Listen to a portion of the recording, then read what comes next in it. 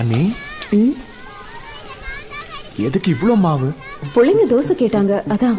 Correct, dosa கேட்டாங்க தான். அதுக்காக இவ்ளோ மாவு ஊத்தி கேட்கல. உன் தாய் பாசம் எனக்கு புரியுது.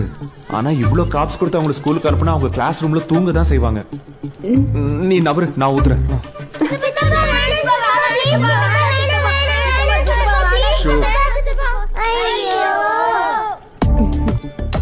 முதல்ல இப்படி மாவை நல்லா கலக்கி பட்டும் படாம 3 சொட்டு கல்லுல விட்டு வட்டமா சரிசமமா 3யும் கலந்து ஸ்ப்ரெட் பண்ணா இப்படி ஹெல்தியான முருகலான தோசை ரெடி.